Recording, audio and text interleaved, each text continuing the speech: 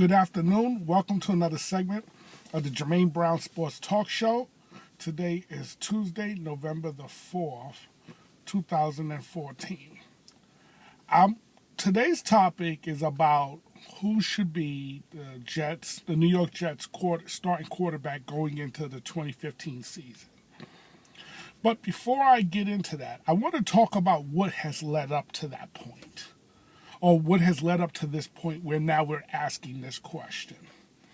I think the Jets took the wrong path or had the wrong premise going into the season. And I was the one who said, and I'm a Vic fan, but I felt Vic should not have been here. I felt the Jets have undermined Geno Smith. Now, Geno Smith is part of the reason why this question is being asked. But you undermined your quarterback when you brought Vic here. Because let's go back some years ago when Vic first got out of prison. Okay, when the question was asked which team Mike Vick is going to most likely sign with, Tony Dungy gave you some clues. He said that the team has to have a strong head coach. Okay? It has to have a strong organization, a winning organization, strong winning organization from top to bottom. Okay, strong ownership. That was two. The third thing, and this was the most important, the team had to have a franchise quarterback already there. So this way, not only would the guy not feel threatened about Mike Vick being there, but the fans would not be calling for Vic to be a starter or to be starting. Now, those held true back then. It remains true again today, folks. When you brought Mike Vick here, you set Geno Smith up for failure. Because the New York media don't like Mike Vick. They're always making these little dog references anyway. The New York media didn't really want Mike Vick here. But once he's here, what did the New York media and fans say? Okay? Start Mike Vick. Oh, Vick should be starting from the beginning. See, this is the problem with bringing Vic onto a team where you got a young quarterback who you're trying to establish. That did nothing to help Geno Smith. Now, there are arguments going to be made, well, if Geno was a good quarterback, he don't need to worry about that. No, you're going to worry about that because here's why. Any little mistake, they're going to want the other guy in there. I'm going to give you a perfect example. Right now, the Cleveland Browns has a 5-3 record. Or something like that. Right, a 5-3 record. They're winning games with Brian Hoyer. But when Brian Hoyer has a subpar quarter or subpar half or even a subpar game, you already hear the fans on the talk shows talk about, well, we should have Menzel in there. See, this is how fans and the media are. Here's another perfect example. Let's look at what's going on there, the circus we call the Washington Redskins. RG3. Now, here is a team where they gave up a boatload of draft picks and money, boatload of draft picks to get RG3 there. He led you to the playoffs in 2012, his rookie season. He tore his knee during that season. Okay? He tore his knee. Last year, subpar season because he wasn't healthy. Now, I want to ask people this before I get back to the Jets. Do you think RG3 all of a sudden just couldn't play? Stop, folks. The man isn't healthy. You got a subpar offensive line. Okay? But this is not about Washington. But just hang with me for a second.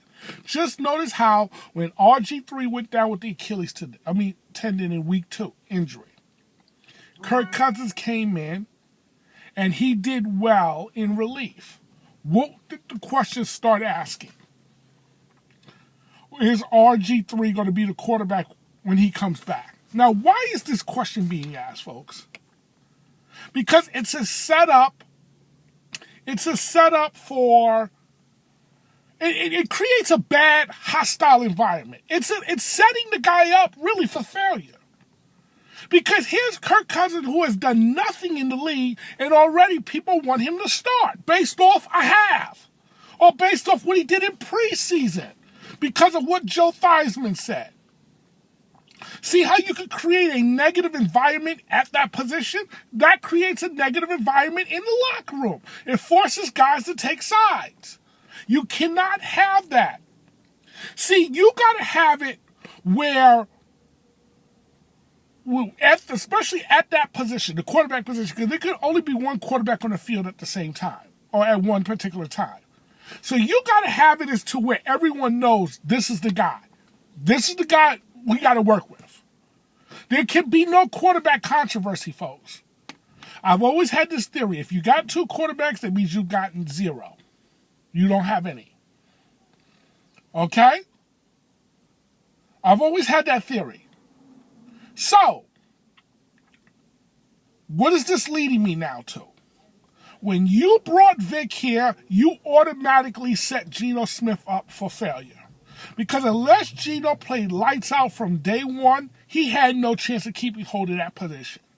Because Vic is very popular. And not only that, he's established. Unlike Kirk Cousins, unlike some other quarterbacks, Johnny Manziel, he's actually got a resume.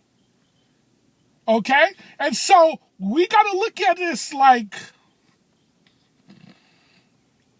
you set yourself up for this. And I also going to blame John Izek because, to me, this shows he really don't know what the hell he's doing. He said, and I quote, "Oh, we're going to have competition at every position." Folks, that sounds great in theory. But you know what that is telling me? Because you can't have competition at the quarterback position, folks. It's got to be the guy. I was thinking about this last night. And when you got, let's say, but Seattle, because Pete Carroll said we're going to have competition at every position. This is when Russell Wilson came in. You want to know why he said that? Because at the time, he wasn't certain if he had a franchise quarterback on the roster. So when you're not certain you have a franchise quarterback on the roster, yes, you're going to have competition at that position to see who should be playing. But once you know you got a franchise quarterback on the roster, there's no need for the competition. Notice how quickly they got rid of Matt, referring to Seattle. Notice how quickly they got rid of Matt Flynn once they realized Russell Wilson is the guy. Notice, even though Matt Flynn was making more money, notice how quick they got rid of him. Because why? They notice Russell Wilson is the guy. Now you don't hear them talking about competition at that position. That is the dumbest statement, folks.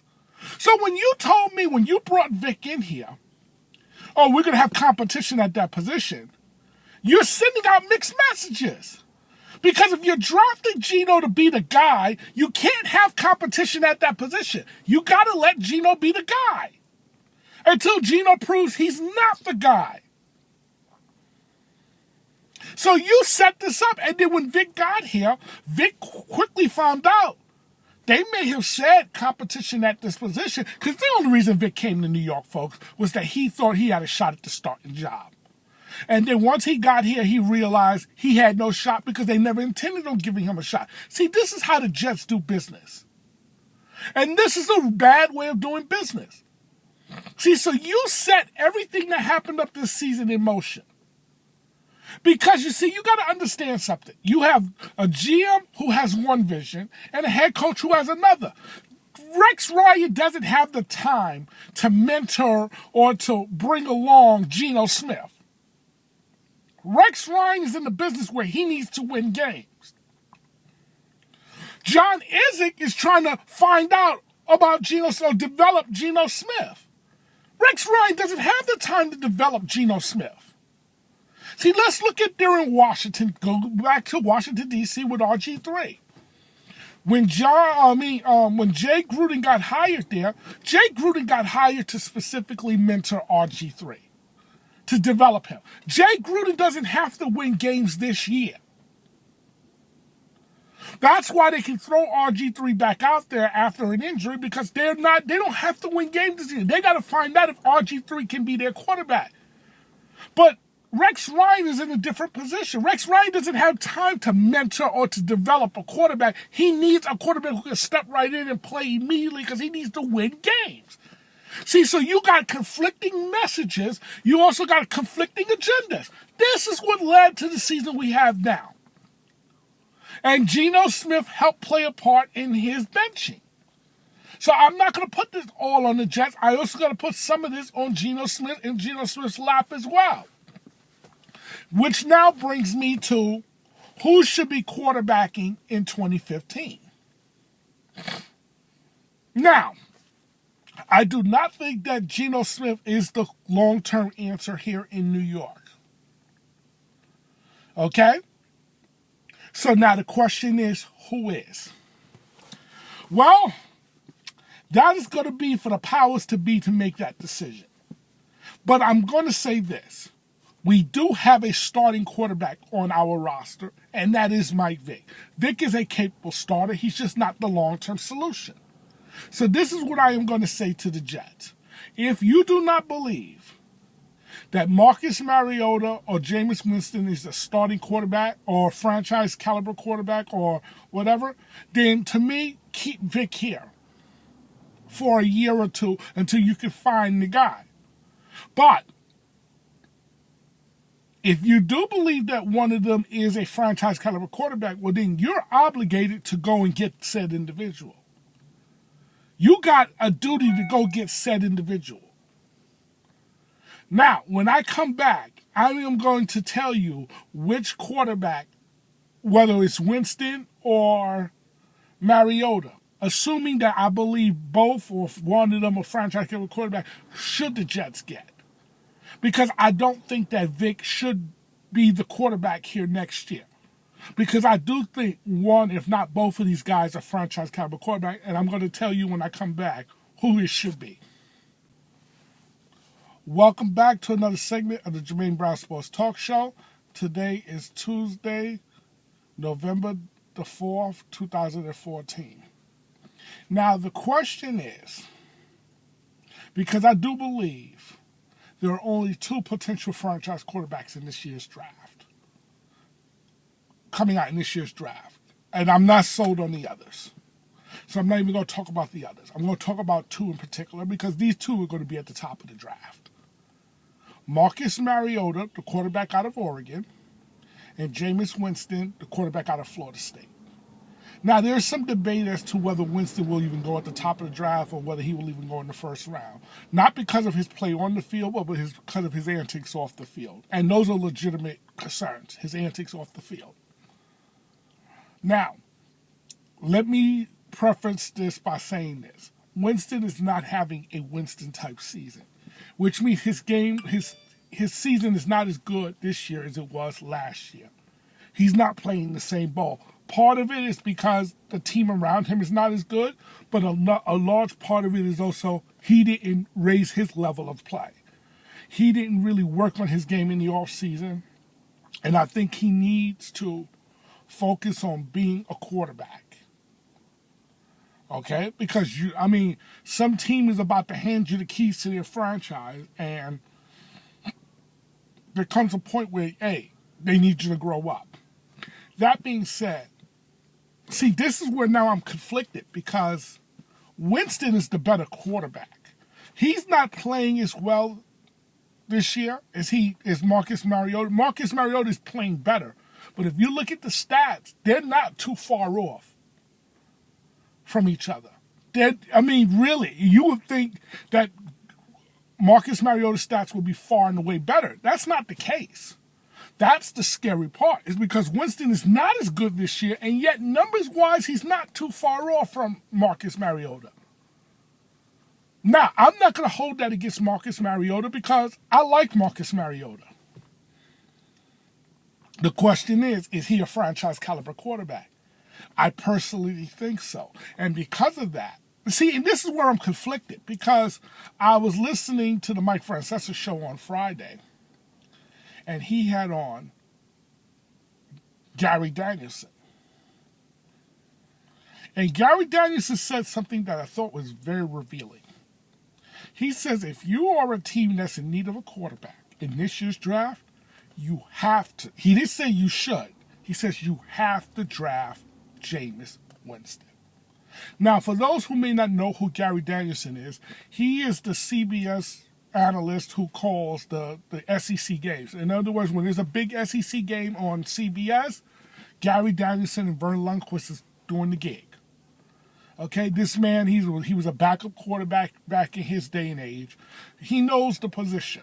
And when it comes to college football, he's like, in my opinion, the go-to guy. Okay, there's a reason he's always on the Francesa show, but really, he is the go-to guy he has forgotten more about college football than I'll ever know. So when he said you got to draft Jameis Winston, he knew about Marcus Mariota. He knew Marcus Mariota is in this year's draft, yet he said you got to draft Jameis Winston. And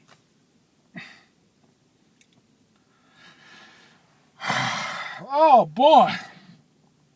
See, what scares me is Winston's off-the-field antics. If we're speaking just strictly on the field, I am 100% in agreement with Gary Danielson. Okay? I'm drafting Jameis Winston tomorrow. I ain't looking back. But because we got to take everything into account, I am afraid that when he comes here, because see, if he's acting up now, if he's not behaving himself now, when he doesn't have the big money, imagine what's going to happen when he comes into the big money. Because all money does is it brings out what was already inside. Or all it does is it magnifies the problems you've already had. That's all money really does, folks. If you were a jerk before you ran into money, you'll just be a bigger jerk once you get the money. Money doesn't change people as far as that's concerned. Okay? If you have, just know that money doesn't change people as far as that's concerned. If you were a jerk before you got the money, you'll be a bigger jerk once you get the money. If you were a nice guy before you got the money, you'll be a nice guy after you get the money. Now, I know some people question Marcus Mariota's competitive fire. Does he have what they call the fire in the belly? I don't know. But here's what I do know. The man can play the position. And if I'm the Jets, as much as I like Jameis Winston on the field, don't like him personally,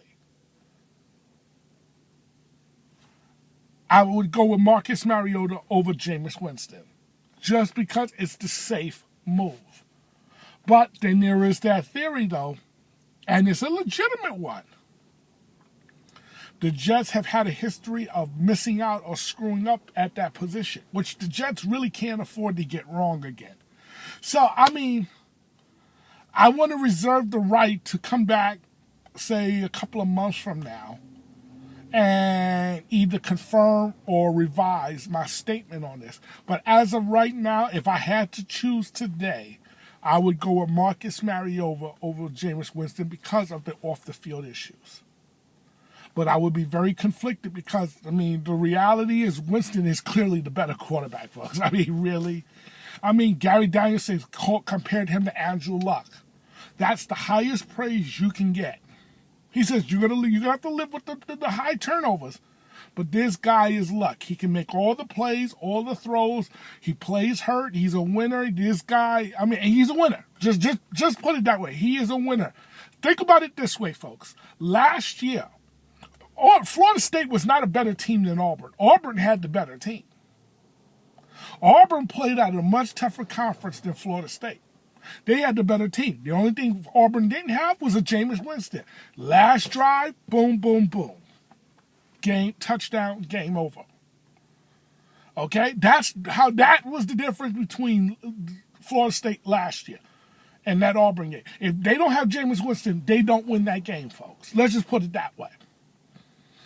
So we know Jameis Winston can do it against big-time defenses. We're not certain that Marcus Mariota can, but I will say this. That's why I say I got to reserve my opinion until later. But I will say this. I will say that I got to go with Mariota as of right now because he is having a really, really good season. But Oh, man. Yeah, so I'm going to have to hold off on this. But I would go with Mariota right now. But in order for us to get Mariota or Winston, we got to keep losing games. So every Jet fan should be rooting that the Jets continue to lose. Losing right now is a good thing if you're the Jets. You don't want the Jets winning football games, because the more games the Jets win, the harder it's going to be to get one of those two quarterbacks, because I do not think that Jameis Winston is sliding past the 10th pick. I just don't see it. I understand about the off-field issues. I get it. But his talent is too good. And with teams that need quarterbacking, it's going to be hard to turn that down. It's going to be very, very difficult. I know teams can say, oh, no, I wouldn't do it now. Yeah, they can say that now because they're not in a position to have to draft him right now. They don't got to make that decision now, but let me see them make that same decision come May or June, whenever the draft is. I want to thank you for watching another segment of the Jermaine Brown Sports Talk Show. Take care.